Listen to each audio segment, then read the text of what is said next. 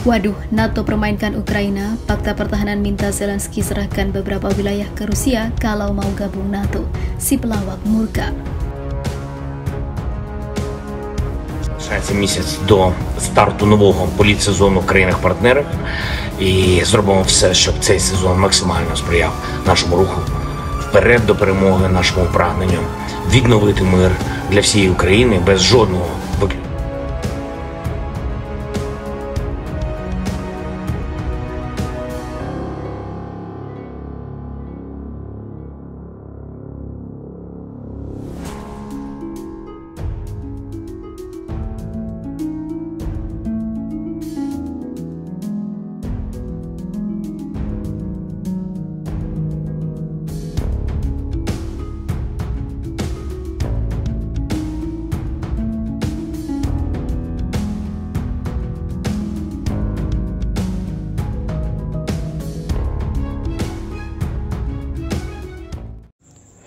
Hai para penonton Central News, sebelum lanjut jangan lupa subscribe dan lanjut tekan tombol Super Thanks. Tombol Super Thanks ada di atas tombol subscribe. Jika Anda ingin mensupport channel kami menyajikan berita yang paling Anda tunggu-tunggu. Terima kasih.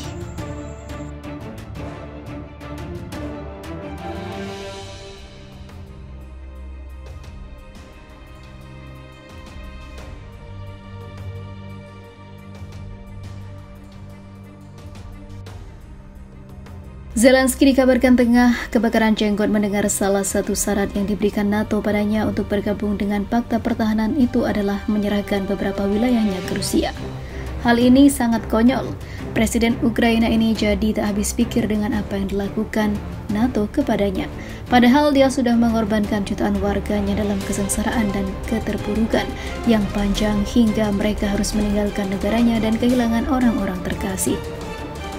Di sisi lain, salah satu pejabat Ukraina menepis gagasan membuat konsesi wilayah ke Rusia sebagai imbalan keanggotaan NATO, seperti yang disarankan oleh seorang pejabat aliansi itu. Ukraina menyebut gagasan itu konyol. Perdagangan wilayah untuk payung NATO itu konyol. Itu berarti dengan sengaja memilih kekalahan demokrasi, mendorong penjahat global, melestarikan rezim Rusia, menghancurkan hukum internasional dan meneruskan perang ke generasi lain, kata penasihat Kepala Kantor Presiden Ukraina Mikhailo Podolyak. Lagi pula, mengapa Rusia harus secara sukarela meninggalkan provokasi, hibrida, dan perilaku tradisional tanpa kalah? Jelas, jika Putin tidak menderita kekalahan telak, rezim politik di Rusia tidak berubah, dan perang pasti akan kembali dengan keinginan Rusia untuk lebih, dia mengungkapkan. Upaya untuk melestarikan tatanan dunia dan membangun perdamaian yang buruk melalui jujur saja, kemenangan Putin tidak akan membawa perdamaian kedua ataupun ke dunia, tetapi akan membawa aib dan perang, kata petinggi Ukraina itu. Sebelumnya, Kepala Staf NATO Stian Jensen telah menyarankan bahwa Ukraina dapat memperoleh keanggotaan dalam aliansi tersebut ataupun aliansi NATO dengan imbalan menyerahkan beberapa wilayah ke Rusia yang mungkin akan menjadi bagian dari akhir perang. Saya pikir solusi yang mungkin untuk Ukraina adalah menyerahkan wilayah itu dengan imbalan keanggotaan NATO, kata Jensen menurut surat kabar Norwegia Verden.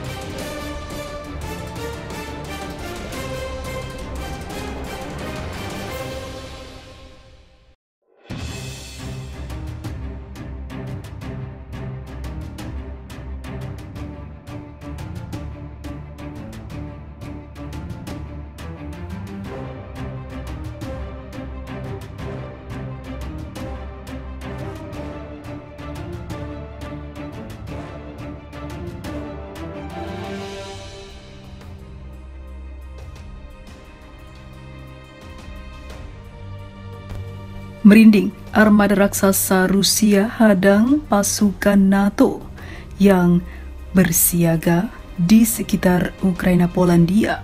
Ratusan ribu bala tentara siaga tempur di perbatasan, begini penampakannya. Menteri Pertahanan Rusia Sergei Shoigu mengumumkan pengerahan armada tempur ke perbatasan Belarus. Ratusan ribu personel beserta ribuan kendaraan lapis baja disiagakan guna menghalau ancaman yang datang dari Polandia, yang juga beberapa pasukan bayaran dari NATO berada di sana. Shoigu meyakini jika Polandia yang notabene adalah salah satu negara sekutu Amerika Serikat dalam Fakta Pertahanan Atlantik Utara atau NATO punya maksud membangun aliansi bersama Ukraina. Meski dikabarkan baru-baru ini hubungan Polandia dan Ukraina memanas dan gonjang-ganjing hingga membuat Polandia memutuskan untuk meminta orang-orang Ukraina tidak berbuat songong. Meski sekilas akan memperkuat pertahanan kedua negara, namun Shoigu menduga Polandia sengaja diutus NATO untuk menduduki wilayah barat Ukraina. Sejak invasi militer Rusia dilancarkan pada 24 Februari 2022 lalu, Shoigu berdasarkan laporan intelijen mencatat peningkatan kekuatan militer NATO di sekitar Ukraina dan Belarus meningkat 2,5 kali lipat. Shoigu bahkan menyebut jika jumlah personel militer negara-negara NATO yang disiagakan di Polandia dan Lithuania mencapai lebih dari 30.000 orang prajurit.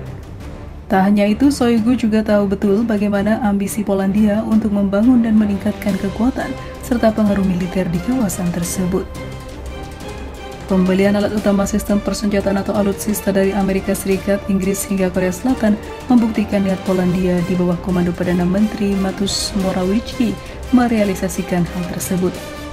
Polandia membeli persenjataan mulai dari pesawat tempur, tank, dan juga kendaraan lapis baja hingga sistem artileri roket dan rudal pertahanan udara. Hal ini nampaknya menjelaskan jika Polandia siap perang dan memulai Perang Dunia Ketiga melawan Rusia. Oleh sebab itu, Shoigu mengambil tindakan untuk memobilisasi pasukan angkatan bersenjata Federasi Rusia ke perbatasan negara sekutunya Belarus. Dalam laporan dikutip Viva Militer dari kantor berita Belarus, militer Rusia menggerakkan 360.000 pasukannya ke perbatasan. Selain itu, 8.000 unit tank dan juga kendaraan lapis baja juga ikut serta dalam pengerahan tersebut.